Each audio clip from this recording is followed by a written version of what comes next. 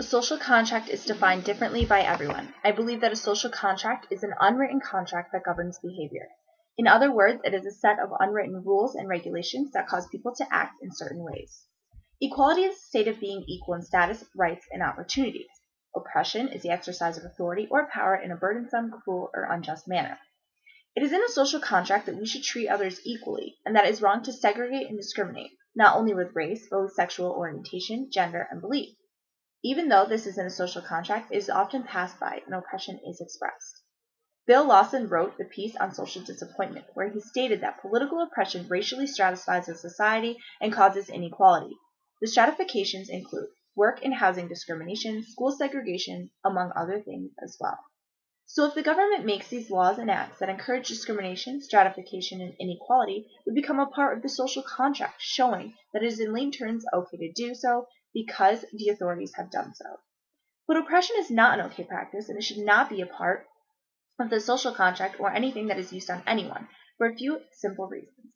Robert Burt wrote Existence, Identity, and Liberation, where he spoke very specifically of the effects of oppression on a person or a group of people. Burt states that oppression robs people of their identity in a way that oppression pushes identities on people while crippling their original identity. Oppression causes alienation of one another by using inequality to separate people from individuals into groups. Racial oppression can take an individual African American and put them into a group as one, labeling African Americans as a whole. It is important to understand that racial oppression can be used on any race, but the writings used here specifically spoke of oppression of the African race. It affects every aspect of a person's life, their identity, and their social status, among other things.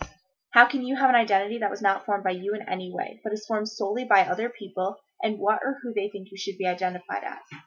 This means that your personal and social identity has been replaced and formed by people that give you an identity they want you to fulfill. One's true self-consciousness is taken, while it is replaced by only seeing oneself through the eyes of the outside world.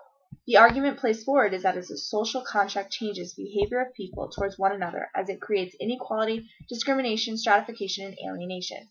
Oppression is the strongest example as to how a social contract changes and how often changes the behavior of people even when they may not be conscious it is happening.